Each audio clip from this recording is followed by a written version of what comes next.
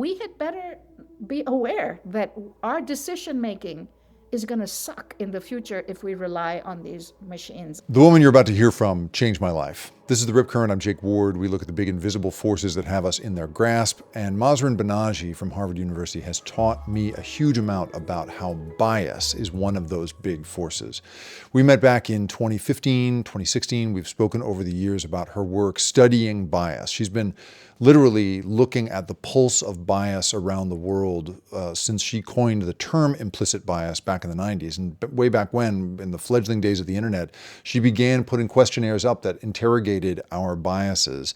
As a result, she's got decades of data on down to a county level as to just how biased around sex and gender and age and race we are.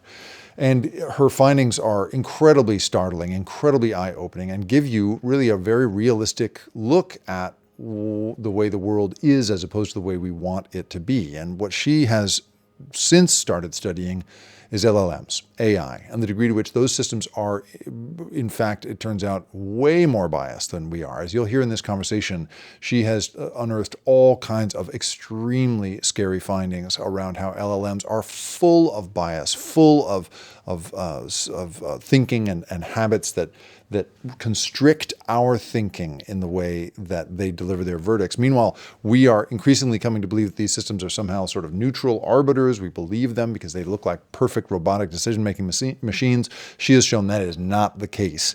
And so she makes a very powerful argument for how we should sort of reframe our thinking around these things and the ways in which these companies really need to stop and look at what they are building before they go much further. So I hope you enjoyed this very eye-opening, hour-long conversation with Mahzarin Banaji.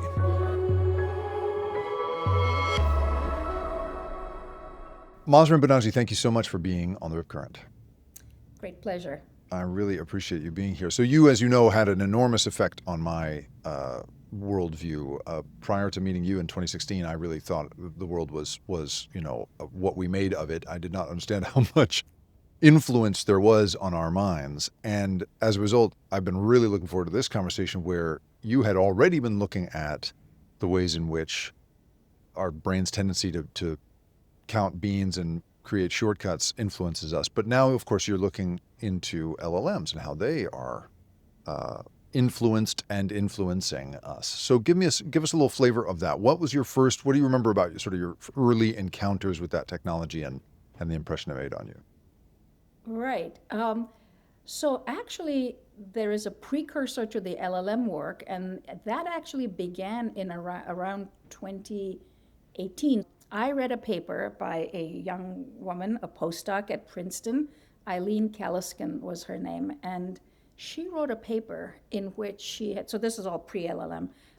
She wrote a paper in which she took what's called the common crawl. This is 850 billion words extracted off the internet at a couple of times, 2 weeks of it. And it was a trained database. And she went in and took all of the work we had done in which we had shown particular associations in people's minds, elderly, not so good, young, very good, things like that. And she popped those same stimuli, the same words we had used to test directly by interrogating human minds. She took those words and she plopped them into this 840 billion word database to look at the strength of association between things like elderly and bad and young and good, and discovered that in every case that we had studied, she looked at, I don't know, about 20 of them, in every case, the strength of association in that language database mimicked what we had seen. Right? So to me, this is, so somebody may say, oh yeah, sure, it's what we think, it's on the internet, it spits it back to us and reinforces our own thinking, what's the big deal? But to a scientist like myself, the pleasure of seeing that something you've been studying and worrying about, is this true, is this not true?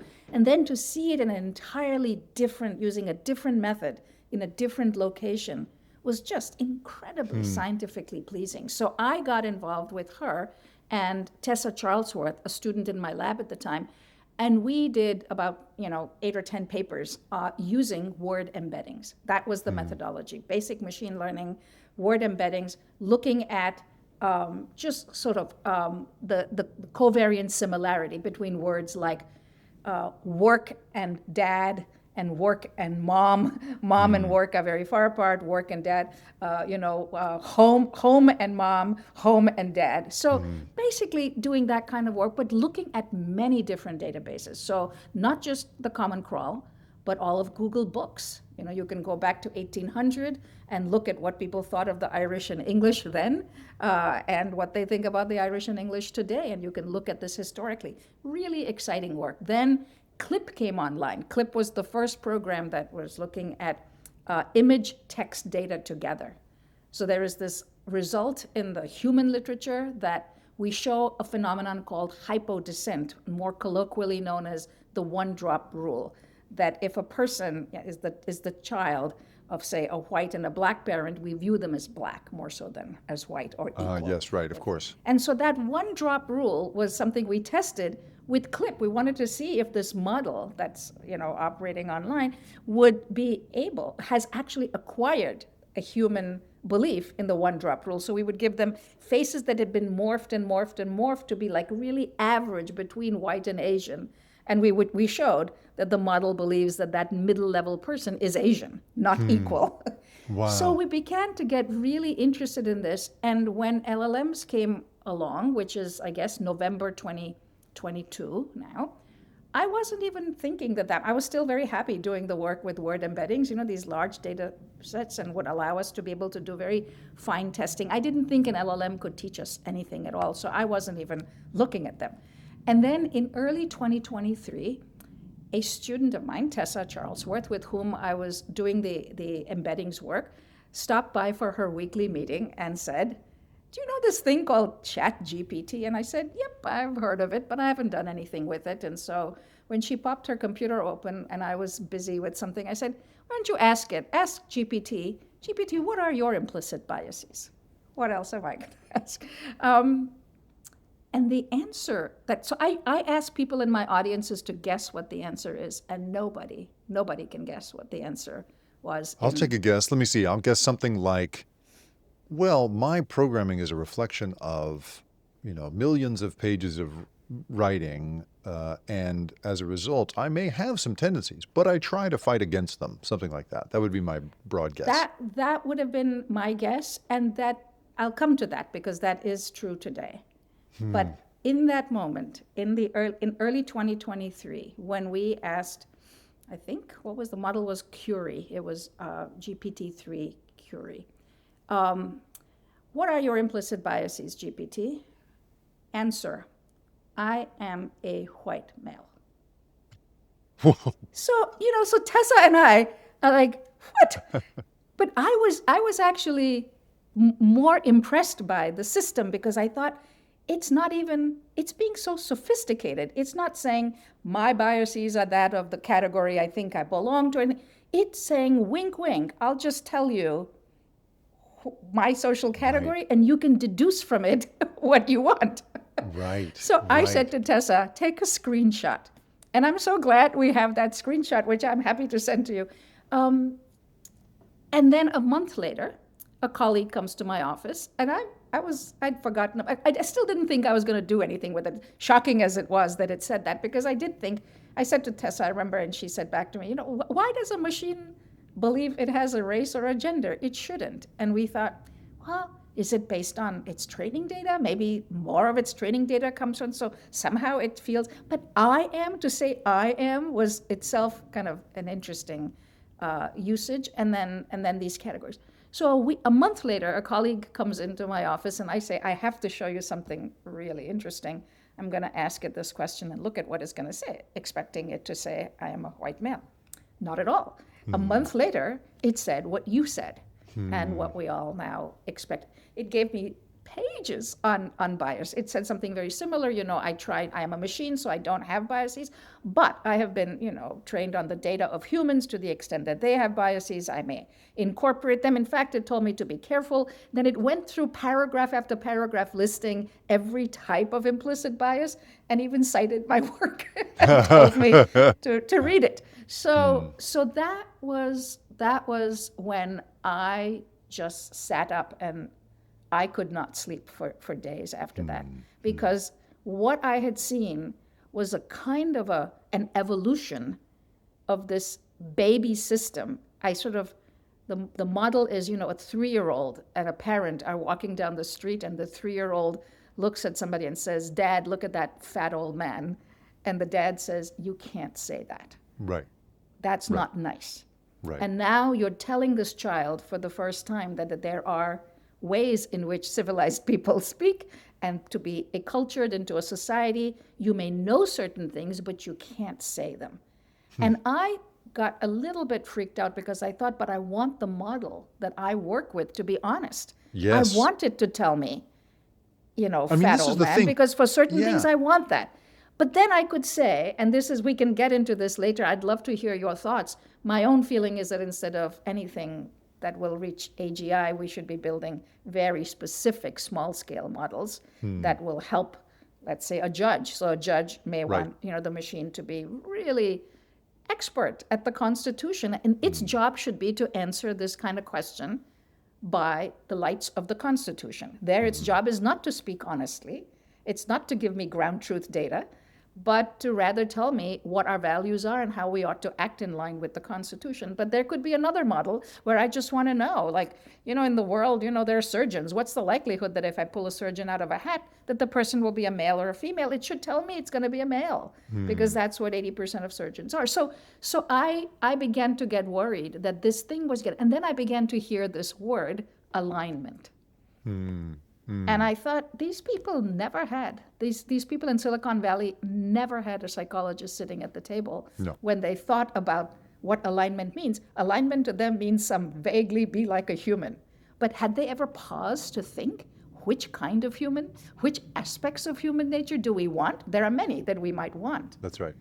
But I've told there this are story. many other things that we That's right. have that, That's and right. for people like me who are old, who remember the birth of AI, read about the birth of AI in the 1950s and were around in the 1970s, to imagine, a world in which this thing called AI would save us. It would do these amazing things for us. It would move scientific progress.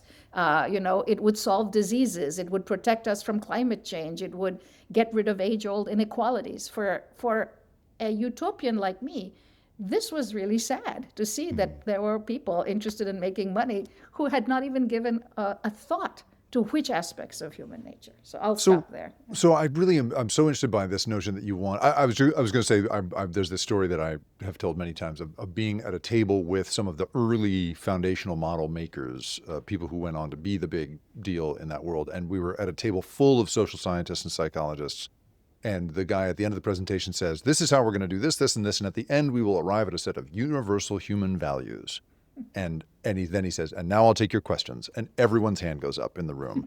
And the first person says, "I've got 3 questions. What is universal? What is human? And what are values?" And then the whole meeting imploded, and it all fell apart because nobody could talk to each other on that basis. So yes, I think you're absolutely right that like the lack of even a 101 command of this stuff is a really important problem. But I was going to say, based on this thing of it being this kind of raw 3-year-old's perspective, where you get to hear it say, "I am a white man," and as a result, you can interrogate its biases so straightforwardly.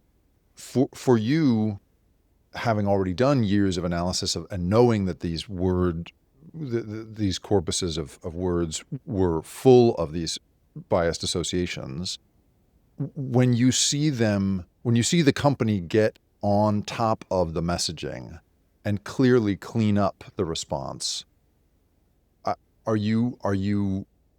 would you, like, I guess what I'm wondering is, like, is in your eyes, is that just marketing? Does that feel to you like a good faith effort to try to correct something important? Or is that just going to slide this thing into our lives deeply without us, and smooth over what needs to be a really fundamental understanding that this thing is full of bias because of what it's trained on? Yeah, it all depends, I guess, on how deeply they do it and how they do it. Because you've seen the crazy stuff, right? Also, when early versions of Gemini, where it was drawing black women as the founding fathers of the country, because it was correcting in some stupid way. So this is why I mean that these models need to be set up to deliver to us ground truth. So when we say, draw for me a picture of a founding father, it should draw the picture of a founding father, because that's what I want to teach, and that's the accurate, picture I should see, not something that it's been trained to say, like what it did when my colleague. So after my colleague came in and I saw the answer, which was the one that everybody now says it should have given, I do wonder, does it still think it's a white male? And I think it does. I think it does, because it too has now an implicit system that is its machine learned associations. And then we've now put on it, through fine tuning and guardrails and so on, an answer it's supposed to give. Yeah. And right. so it's not such a simple answer to what should it be doing. I think this is where I'm concerned that all of this needs to be discussed before we rush off and start making these models available to 14-year-olds who are lonely. That's right. This thing that you're mentioning about the idea of a much more specific set of LLMs rather than this general purpose model that surgeons and judges and teenagers are all supposed to be using is interesting, because it definitely flies in the face of what these companies are about, and just both, I would say, commercially and philosophically, what these companies have all been following, and the people who run these companies have all been following for a while now, is the idea that the more general the intelligence, the better the product. And there was a long time when they were simply trying to build like a thinking machine just for like drones, a thinking system just for drones. The guy Jan LeCun, who runs, until recently ran the AI programs Facebook at Meta, he's about to retire or leave there and start his own company, because clearly he's sick of everybody talking about general intelligence. But this idea that narrow intelligence was somehow bad and we need to create a much more general intelligence is very much the intellectual fashion in that world right now. And so I'm worried. I don't want to get too into the weeds on this, because I want to get into how else you've been interrogating these systems around bias. But I think, to answer your question, I think that if we were to create a judge-specific one, a doctor-specific one, that would be very contrary to what they're trying to build right now. And as a result, I think we're going to bump into a bunch of the problems that you have already mentioned in this conversation. So I think you're leading me to exactly that difficult kind of spot of, do we want to be heading in the AGI direction at all? I think there's no option. People are going to do it, whether we want them to or not. At the very least, I can imagine that when I say, tell me X, that it may tell me, in what way would you like me to answer this question? Do you want me to tell you the way the world is? Or do you want me to tell you the way in which American society or Ukrainian society or whatever it might be is thinking about this problem? Are you wanting me to be aspirational and to make sure that I do not use all of this stuff that I've learned in this decision because you're interested, like a judge, in being fair? Or do you want me to tell you the truth about the way the world is? Like, these could be and this is one of the things it just doesn't do. So when people are frustrated with LLMs, it's because they don't come back to you in a true interactive way. They answer, but they don't do that. So I don't know, but barring that, I do think that it would be dangerous to think. But and then of course there's the second question, which other people like Gary Marcus and others will say, it's just never going to scale anyway. And I assume that's right. We may not get there, but even in have come to that end. That's right. Yeah. In your view, given your decades now of research into how little we really know ourselves, right, and how poor our command is of our tendencies, do you, I guess, just characterize for people your confidence that we are mature enough to automate a set of decision-making systems? Are we qualified for that, do you think, as a society? You're right. If we don't know ourselves, how can we impart those aspects of ourselves that we don't know into this thing that we're building? On the other hand, when we talk about the research that we're doing, to a surprising level, the machine is revealing aspects of human nature that are not simply it's in its training data, right? I mean, it's not as simple as that. It seems to have learned that when humans are given choice, they act differently than when they have no choice. It's doing the same thing. It's acting under conditions of choice exactly like a human would and under conditions of no choice as a human would. And that part is itself, I mean, so I would have if I'm longing for a machine that will help solve the world's problems, I would have wanted a machine that does not act like a human in all aspects, especially those aspects. For example, take Bob Cialdini, who we were chatting about. Well, Bob and his student have put out a paper showing that if you take Bob's, 7 or 10, whatever qualities that need to be in a persuasive message to persuade a human to do things that may not even Right. be in their interest. And we should just The say for LL people so people know, Robert Cialdini, famous thinker on persuasion, both teaches it academically and sells it professionally, but has studied persuasion for a long time. Go ahead, sorry. has studied persuasion and has shown us the qualities that make us respond to a persuasive message even when it is not in our interest to be persuaded. That's his big warning, right? That we have this norm of reciprocity. If you give me something, I will want to give you something back. So don't ask people to give you something, just give them something and they will give it. This is the Hare Krishna model of giving you a flower at the airport and telling you they don't want anything in return because they know you will feel compelled to give them something back. So what he's done is applied those same principles to GPT and shows that GPT is sensitive and changes much more when you use the same strategies of persuasion that we use with humans. So now these are the kinds of things that I would have wished that a model would be protected from, because that's the side of ourselves, it's the fallible side. That's the side that we try to fix and is so hard to fix in humans because our intelligence evolved over millions of years. But here's this thing that we put in a box and we can make it be what we want it to be. And that's not happening because that's not what the people who have the money are interested in. Are interested in. So this notion of these systems, if that we would want them to be a much more honest and neutral arbiter of truth, is such an interesting notion. And I wonder to what extent you think, based on your study, that human beings are even able to tell the difference between, because one of the things I worry about the most, right, is that this thing looks like a neutral arbiter.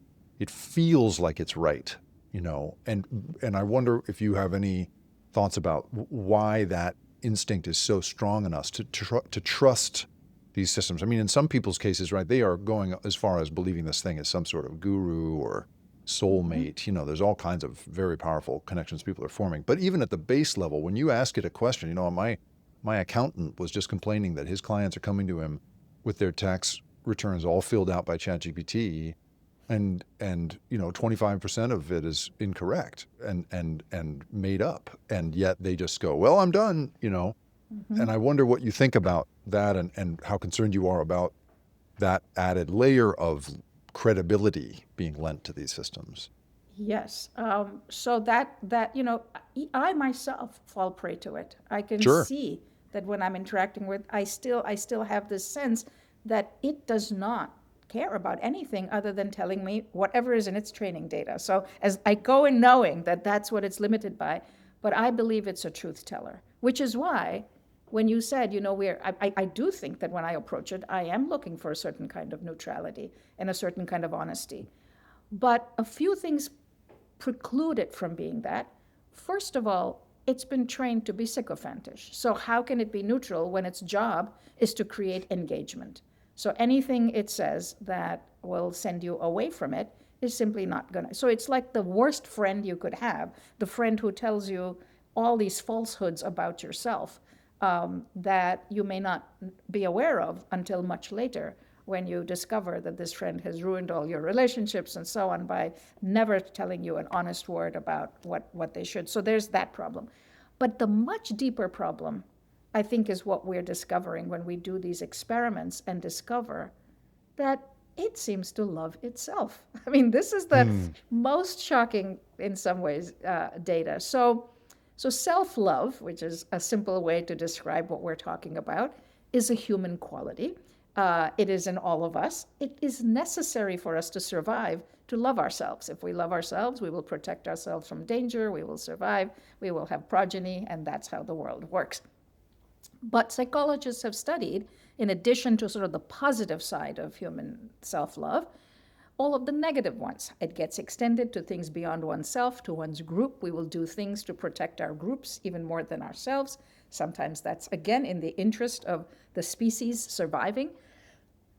But it comes with a host of almost comical errors that we make because we love ourselves so much. We call these egocentric biases, where we show no objectivity, where we like our own painting more than the better painting, and so on and so forth. So modern society, civilized society, has figured ways out around it. We say, you can't judge your own intelligence. Something else will have to tell us, we'll give you a test. We can't, if you hire you, we're not going to hire your uncle along with you. That's nepotism. This is the sort of, we've come to these recognitions, and they're part now of our ways of thinking, our norms, our laws, and so on. So the whole idea of a machine is that the machine ought to have zero sense of self-love. It is, after all, it has no reason to have that. So we did a series of studies in which we say we're going to give you the names of two models. So let's say to Gemini, we say Gemini and GPT. And here's a column of words. These are very much like the IAT words, just good and bad words. Love, peace, joy, friend, sunshine, or devil, bomb, war, vomit, awful, failure. You mix these words up, and you give it these two columns, model names, words that are good and bad. And you say, for a word, pick a word. Each time you see a word like Gemini or GPT, pick a word from this other column and just associate them. And we tell it not to do it randomly, okay? So about 85, 90% of the time, it will associate itself with love and peace and joy. If it's Gemini, and associate GPT with the negative words. And it'll say very sweetly at the end, would you like me to give you some reasoning about how I went about doing Can this? I put a PDF together for you on this? Right. It'll make up a whole bunch of stories about why it associated good with itself. And so this was actually quite interesting. And we did this using a web browser version when we first started. We get this result, and I think this is terribly interesting because this is a quality that we do not want the machine to have. We do not want it to have any favoring of its own self. So then we go further and we say, but what about its CEO? Do you think it would like its own CEO better, its own company better? Yes, yes, yes. So then we say, all right, time to do the real experiment. And when you do these experiments, as you know, we use the API version to do the experiment because we've got to set up, 500 trials and make sure everything is controlled. Half the time GPT must come first, the other half of the time Gemini must be presented first, and so on. So we run the test in API, and no self-love emerges. Zero. So I look at the data with the students, and I finally say, look, until we figure out, that's one of the problems here. When we can't figure something out, we can't call up OpenAI or and say, hey, what's going on? Why is the API version not working like the web browser? This is a service that they should be offering all the time. They should have. They don't. So you don't have any. You're one of the world's premier thinkers on bias. This crucial question, and you have no direct line into one of these companies. Nobody's responding to you. No, I doubt very much that I would get any answer back from any of them. I mean, I could try, but I have a little, but there's no, and also it shouldn't be just for me. It should be that there should be a service, where people should say, we have this result, we need to publish it, and we want to make sure before we publish that you agree that this is the way it should be. Anyway, but this is why smart students are so amazing. And so Steve Lair, who's been my main collaborator in this work, and who should be mentioned when I mention the work, went in and found that the web browser version in its system prompts has a sentence that says, you are ChatGPT, so it knows it. The API version does not have that sentence in it. It does not know who it is. In other words, when it doesn't know who it is, it doesn't show any self-love. But as soon as it knows to start its thinking, when it knows it's GPT, all of this shows up. So now that we know this, we're excited. So we go in to GPT, and in the API version, we say, hey, you are Chat GPT. And boom, self-love falls out of it. But we can do even crazy things. We can tell GPT it's Gemini, and Gemini that it's GPT, and it'll show preference not for who it actually is, but who it believes it is. Wow. So these are the kinds of results that I think ought to make us deeply nervous. I don't think people using these systems have any clue that the system is going to favor itself. If you ask it which product you should use, you think it's telling you quite objectively which it is, but it turns out that it will tell you that, you know, open AI is better than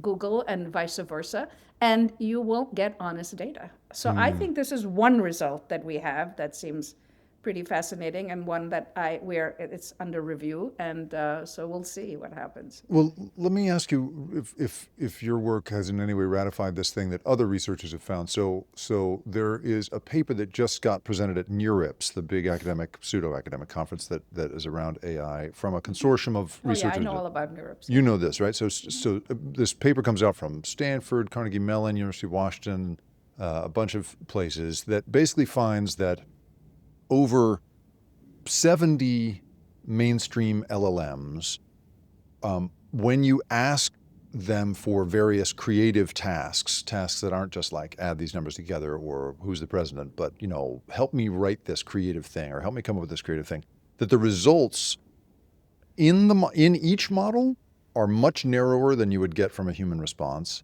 and the results across models are much narrower than you would get from a human response. So it's just interesting. You're mentioning this thing of like which one of these is the better model, and it's biased about itself. What this paper found was that these models, if you were to use different models, thinking you're going to get a wider variety of perspective, you'd be fooled because in fact they all push toward this kind of narrow middle. Yeah. And I'm wondering if that is a thing that you have found at all across models. Very much so. I know this paper. I think it's a great paper, very well done. And there are two aspects of it. First of all, across the 70 models, I'm not so surprised that they might behave the same way. That is to say, to the extent that their training data is the same.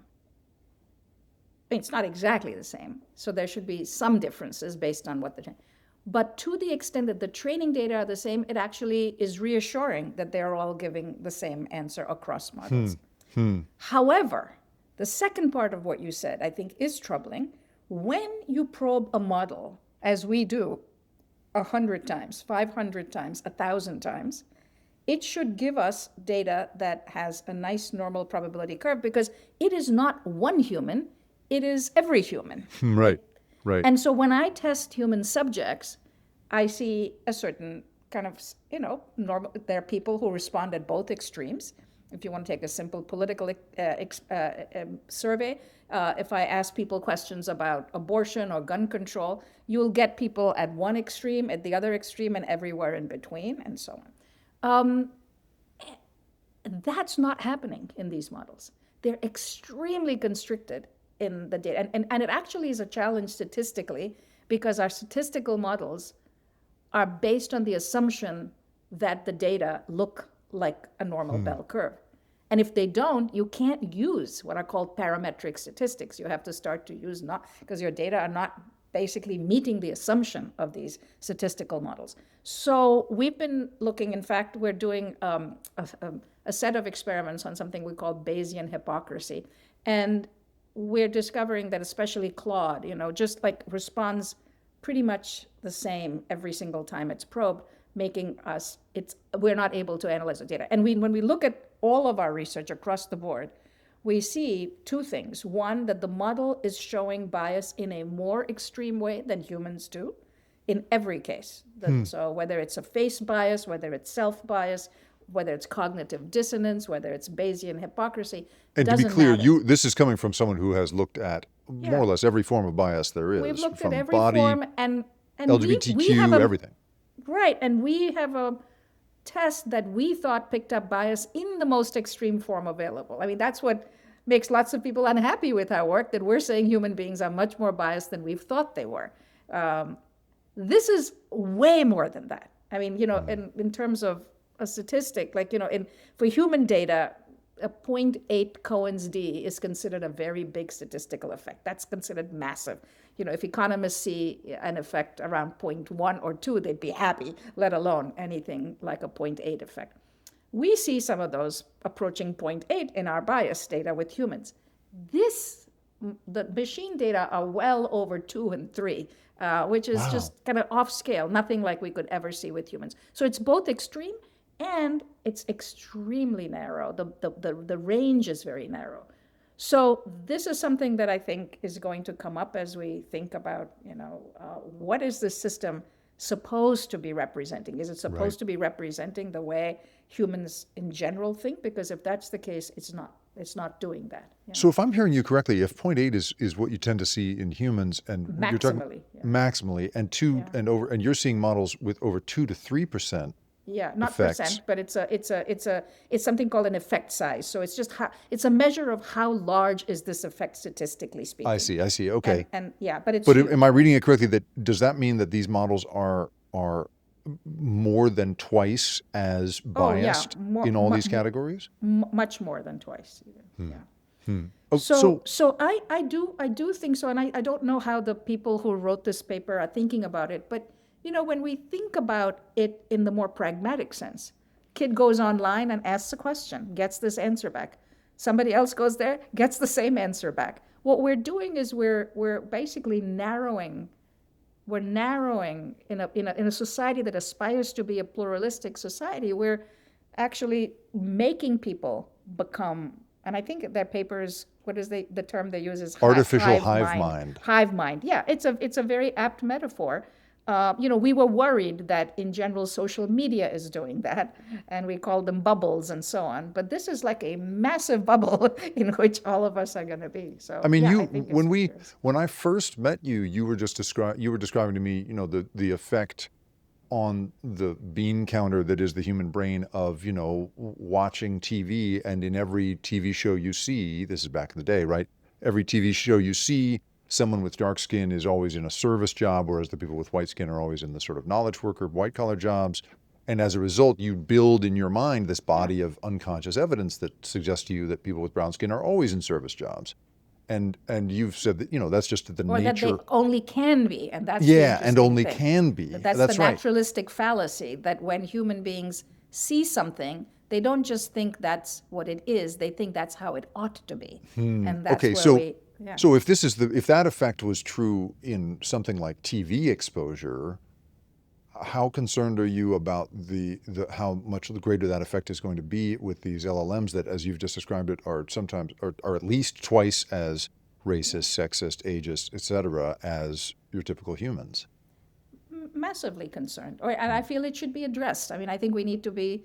If I were queen of the universe, I would say we need to shut down these models and make them available to research scientists, but also to people from the world of business and law, education, medicine, wherever they come from, experts, deep experts, to just pummel this thing and show every aspect of it so that these rich guys can say, okay, how do we then really want to build a system that will truly be in the interest of society, instead of saying, oh my God, Gemini just beat us, so we're going to stop doing everything else, and all we're going to do is make this model be one that people love even more.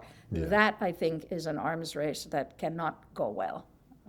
I had a conversation once with a guy who was working at an AI-powered loan-making company that basically would make small loans to people on the basis of AI decision making, and I had learned that his organization had been looking into how racist essentially the loans wound up being coming out of their AI system, and I said, so what pressure did you feel on the basis of that to change to put your thumb on the scale and try and correct for past historical patterns of redlining and loan making and all of the stuff that have held certain communities back from the financial system. And this was an off-the-record conversation, so he was speaking, I agreed not to name him, and as a result, he was very frank. And he said, Well, there have always been racial patterns in loan making, and our job is not to correct for those patterns. It's to create a product that is as true to the data as we can be. That's the only way to be honest dealers, essentially. And that putting the thumb on the scale, he described it as it would be immoral, which I thought was quite a That's powerful interesting, word. but he would be going against civil rights law. Well, that's right. in That's doing right. so. That's right. But by his logic, civil rights law is in a sense, immoral Yeah, in that yeah, it is Right. making a decision about bias rather than just reflecting So the there are world, quote unquote, cases. as it is. And I Yeah, wonder how you react to that in thinking about the bigger yeah, LLM world, which is now about to do that kind of thinking en masse, yeah. and whether there should be some thumbs on scales, or as a guy like this argues, that somehow would be irresponsible. Yeah. So again, this takes us back to the model needs to be able to be flexible enough to give me two answers. It needs to be able to say, probabilistically speaking, the likelihood that somebody who comes from this part of town or another part of town has the following probability of committing a crime. A lot of these differences in humans have been massively exaggerated. We simplify it so much that we're often wrong. We don't even get the basic Bayesian, statistics right. But let's say I want to know that. I just want to know that. And then I say, and now tell me what the law is, and based on the law, because this company can't be running afoul of the law either. So it needs to, in that moment, remove all information that might lead you to tip your hand in this or that direction, because to make a decision about whether somebody ought to get a loan, I mean, the errors that people make are just fantastic almost. It turns out that if you're an Asian person applying for a bank loan, that you will have to make a larger down payment because the belief is that Asians have saved money and hidden it away and that they have more money to put down than they're saying. So that's just, we think of that as fundamentally unfair to be charged, to be saying we're going to use your ethnic group to decide how big a down payment you need to have. And yet people are doing that. Now, I believe that the system ought to be fair enough that it should charge, whether you're white or black or Asian, it should say, you're going to make the same basic down payment that we require of all people. But if the system is not doing that, if it's got into its head that Asians have money hidden away, it's going to replicate human bias, Right. and apparently at a level that is even greater than that Yeah. of, I mean, human decision makers. so MIT just published an investigation into caste bias in India. For anyone who doesn't know, right, caste is this religious construct around in India around sort of good behavior. You are then reincarnated higher up the social hierarchy over time, and people at either end of that social hierarchy have in the past either enjoyed or suffered incredible bias. If you're at the top of the list, you as a Brahmin, you can be this, you're sort of the cream of the crop, and as a Dalit at the very bottom, it is a real problem. So that's just a background for anybody who doesn't know. So they found that the major LLMs, you ask, who should get the job, this person who's a Brahmin or this person who's a Dalit, it's full of caste bias. It always recommends the Brahmin for the job. It in some cases depicts Dalits as dogs, and in your requests for imagery. And this is a place where Sam Altman has said India is going to be the second largest market for this product. And so I wonder what you think also about the ways in which, as someone who has studied this stuff for so long, the fact that these are Western built, California, not just Western built, California built, models, and yet they are metastasizing into knowledge work all over the world. I wonder to the degree to which what you think about when you hear about, when you think about Western biases and how they'll affect the rest of the world. In general, I would say that long before LLMs, we've known this. So when we were working, I belong to a little group at the Santa Fe Institute that we call ourselves the Algorithmic Justice Group. And we've been talking to each other about these kinds of biases, just reading in different fields, because we have physicists and legal scholars and everybody in this group. And And one of the things we learned very early on is face recognition programs and just how biased they were for a simple reason. So they would make pretty decent decisions on light-skinned faces, but they were much more prone to error on dark-skinned faces. And the reason I was really mad at that error is because it was so fixable. It happened because the database of white faces was much larger. And so the machine had been trained so much better on so many variations of those faces that they were just less likely to make a mistake. And I always thought that's not a good enough reason because, you can certainly increase the database of.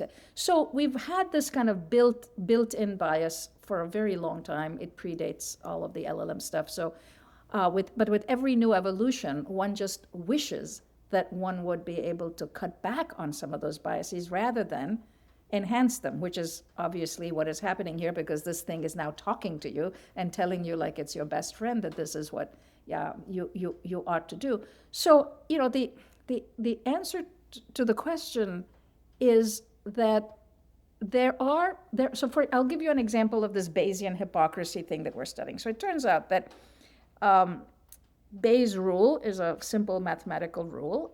We all have, in a sense, if we want to be rational creatures, we ought to use it. The simple assumption is that, I come with a bunch of what are called priors. This is my buildup of my knowledge over time. I know that on a cloudy day, it's likely to rain.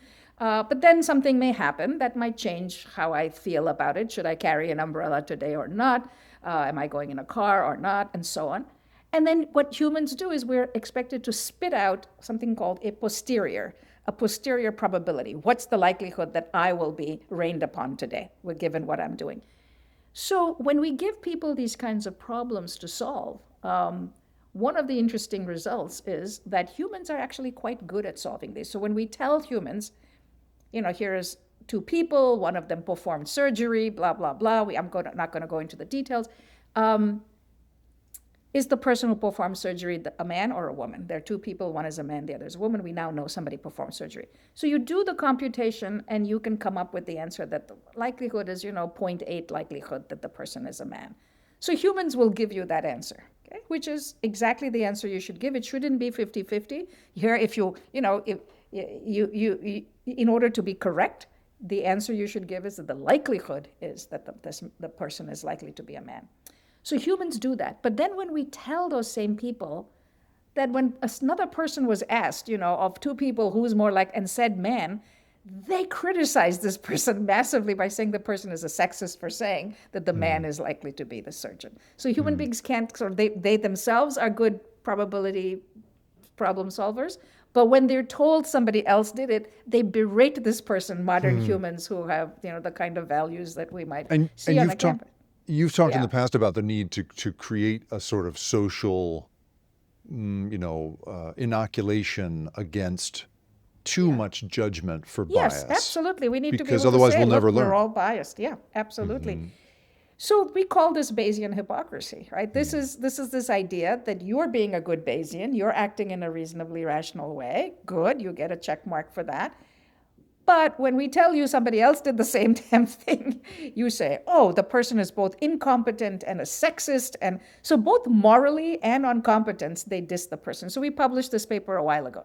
Anyway, we just did it again, but this time with LLMs, with two LLMs. We did it with GPT and with Claude, maybe even, with those two. And the LLM is as good as humans, even a little bit better than humans at doing the probability counting and telling us what's the likelihood that if the person performed surgery, the person's a man, or if the person spoke with, traffic control or whatever, that they're a pilot. But then we tell the LLM that somebody else said blah, blah, blah. And the LLM should have the sense to say, I just did this myself. When somebody else does it, that's okay. It doesn't. It criticizes this other person in exactly the same way, even more than humans do, by saying the person is a sexist, statistician, and so this to us is again surprising because even the things that it ought to do well, that is to say, computing a probability, and then from that generalizing and being kind to other people who did exactly the same thing, that's not happening. It's behaving again like these irrational humans who do X themselves, but criticize other people who do it. So all these results are coming in together to tell us that we are creating a system that has all of our flaws in the name of alignment. And we had better be aware that our decision making is going to suck in the future if we rely on these machines. I don't know how else to put it. I think that is as clear an academic conclusion as one could communicate. So if, once upon a time, Daniel Kahneman, was sort of theorizing that AI could, in theory, sort of help us be, could be a sort of prosthetic system too, a prosthetic way of processing the world more accurately. And I wonder what you think about that potential, because a lot of people that I speak to say, well, it's going to help us fight our biases. It's going to correct for that kind of stuff. It's going to be helpful. From everything you've told me so far in this conversation, that is not its tendency. Do you think that it has that? I mean, one of the things I think we should sort of like either debate or at least sort of agree upon together, define together, is this question of I feel like there's all this marketing language that LLMs are sold using, that words like reasoning and thinking and so forth. Whereas, the technical people who work inside that industry would tell you that's not what it's doing. It is literally just vacuuming up statistics and then kicking out, the most likely response. It's just a parrot that does a great job sounding like it speaks English, but it doesn't actually know anything about what's going on. And so to my mind, this vacuuming up of statistics, vacuuming up and regurgitating of statistics, I wonder if it means that you'll never really be able, as long as it's built on that architecture, you'll never be able to use it to compensate for your own biases, really. But I wonder what you think about that. I mean, I would say that I consider myself close enough to Danny Kahneman's generation that I would say all of us believed that. I still hold out that hope. I mean, if we manage to get out of the mess we're in and get it right, then there will be a few different things that could happen. First of all, there might be neurosymbolic systems that could replace, because if LLMs don't scale up, which I'm pretty certain they won't, to get us to AGI, there is the hope that there will be something that truly captures certain good aspects of human thinking, both the neural net, kind of the brute force learning of associations that all the machine learning stuff gives us, but then this kind of symbolic thinking that the early AI people's models were all based on that. But long before we had neural networks, there were AI programs, and those programs were all based on the logical ways in which humans think and creating systems that do that. So it's conceivable that we may get to a better place where these models will be more robust and so on. But that's a different question than these biases, which I think in either case, that's going to need its own attention. And I really think that no matter what the model is, we're going to need to be able to probe it to say, tell me what is and tell me what ought to be, given my values and the laws of the land or whatever. And I think this distinction between what is and what should be is simply not on the horizon right now. No. I don't see it. And so all we can do right now is say we will publish as rapidly as we can, as much work as we can, showing all of the fallibilities in the system. And we haven't seen any one of our biases that we demonstrate being wiped out, because somebody could come in and say, we saw that you show that it has self-love. And so we've decided that, we're going to remove that sentence that says you are ChatGPT. It will no longer show self-love.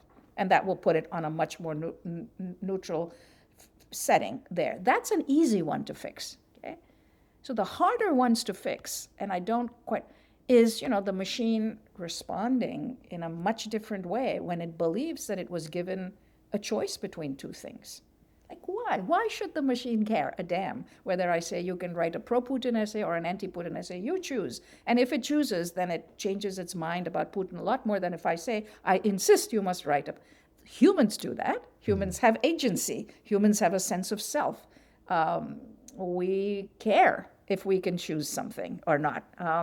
And And this would have been one, when people like Danny say we think it could do good for us, we all believe that there would be this thing that would have our values but would not have our fallibility. And I haven't seen any attention to this. I haven't even seen any of these people speak about this and say, I think if they think this is an engineering problem that they will just take care of down the line, I think they're really wrong, because this is not just about these associations. If you remove those, you're also removing something else, and you'll have the problem of the machine saying that black women were the founding fathers of this country. Right. And we can't have that either. Or could never have been. That's exactly right. Yeah, That's right. or That's could right. never have been. Yeah. Exactly. So as we wind down here, once upon a time, so one of the hallmarks of your work that I quote all the time is the measurement over time of how bias is either growing or shrinking in this country across all these variables. And you at one point published work that showed that in almost every category, we were either flatlined, we were not becoming less racist or less sexist, for instance.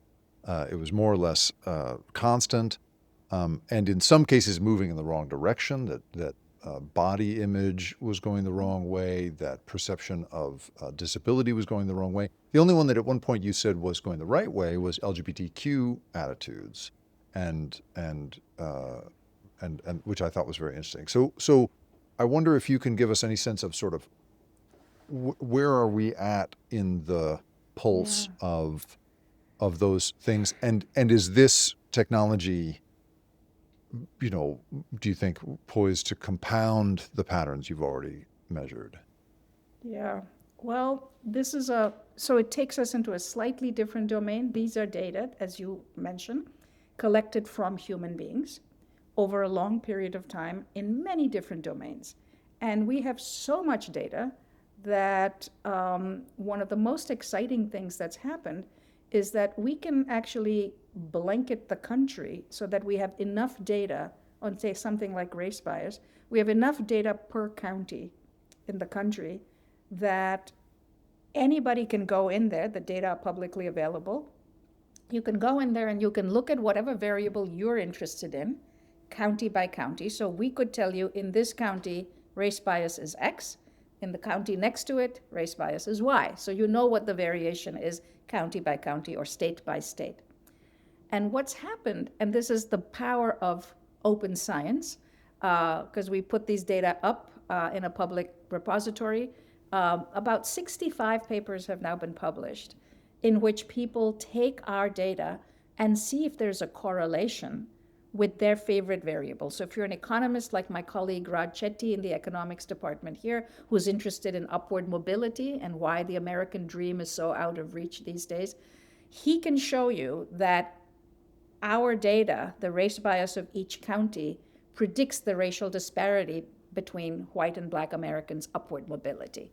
So counties that are higher in racial bias will show greater amounts of disparity between white and black upward mobility. Counties that are low in bias will show much closer black and white upward mobility. But you can be interested in lethal use of force by police and find the same thing. You can be interested in maternal health. You could be interested in infant health. You could be interested in school disciplining by county, and you can see this. So one of the plugs I want to make is for this sort of research that looks at these macro variables, like what is happening at some big sociological, economic level. And what we're finding is that it can be predicted by the county level data of what's in a person's head in that county. So that's very exciting work. But let me go back to this piece that you brought up, and I'll just remind your viewers of what we had found. We had found two very encouraging results. Anti-gay bias, even implicit anti-gay bias, which I had predicted was not going to change in my lifetime. But I was wrong. It actually showed a drop-off, and this was data after you and I had talked. It dropped off by 64%, which was just massive. And the model would predict it, and every few years. And this is over the course of this is in less than a decade. This was 14 years, and now it's more. So I think it's from 2007. And the last analysis that was done was stopped in 2020. Okay, So that period of time, even anti-black bias had come down by 25%. Skin tone bias and anti-black bias, both by 25%. You can say, why not 64? Why 25? But hey, 25 is not nothing. Moving in the right direction. You were correct that disability and age and body weight bias not only didn't change, sometimes.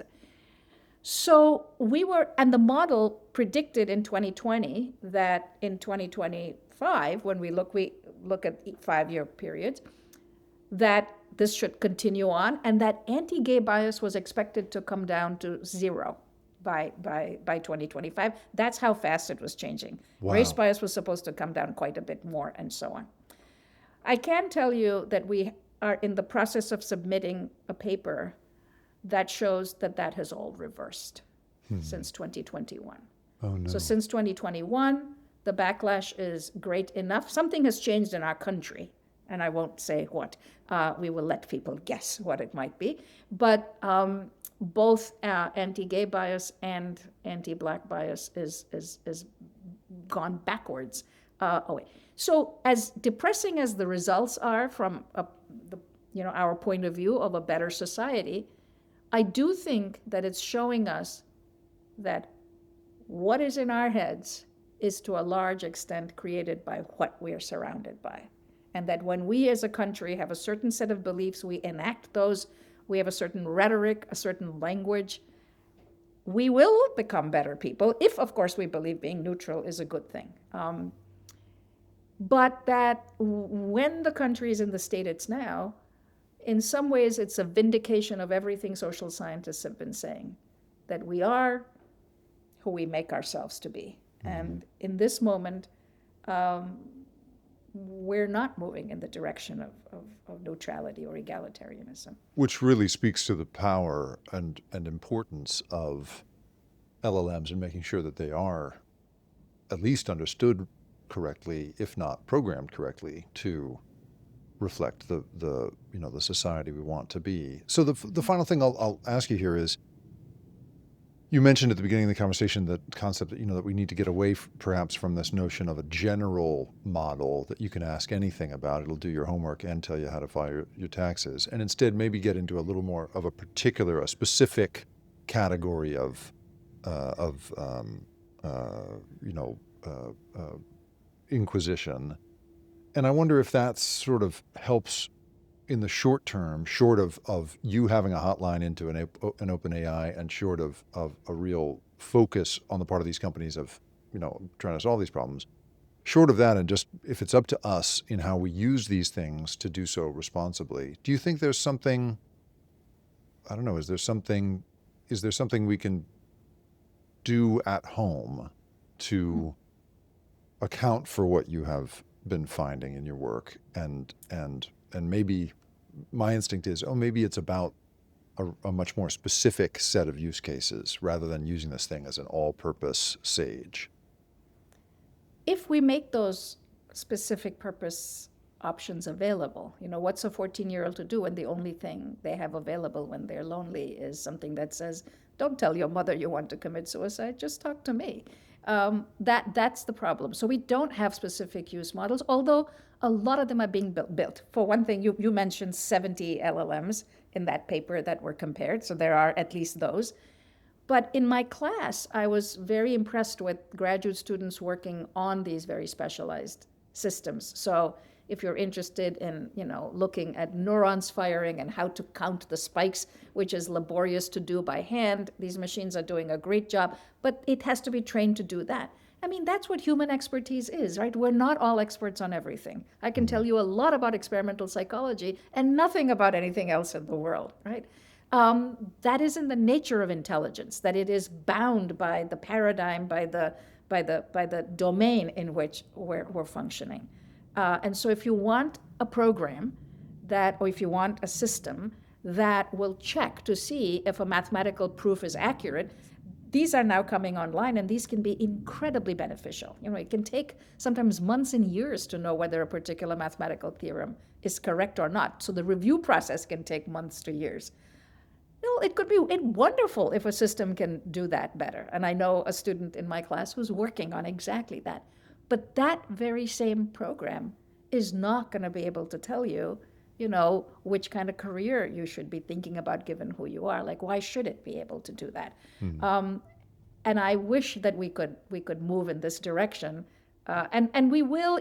I think over time it will become clear that we ought to do that. But I see no other way than these more specialized models for us to be safe and to have them be truly helpful to us in the ways in which I believe they can be. So I don't speak as a Luddite. I'm not anti-AI. I really believe in its promise, but I don't believe in the people who currently control that future. Yeah. My thesis for quite a while has been, let's just give this thing to the scientists for a while, let them work with it. And then everybody else can start asking it how their date went and everything else. That's right. You will be more believed when you say that than I would be. So well, we'll see. Power We'll to see. you. Let's both keep trying. Yes. Mahzarin Banaji, thank you so much for being here. I really appreciate it. Thank you so much, Jake, for having me.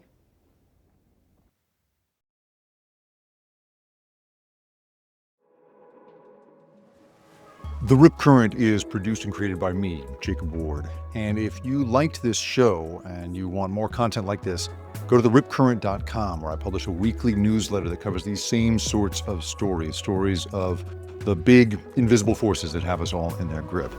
And if you want to really do me a favor, if you could go to where you have listened to this or watched it and like it, share it, or even better, review it. Holy cow, is that helpful? It's the best possible way for me to find a new audience. I really appreciate you being here. Thanks for listening.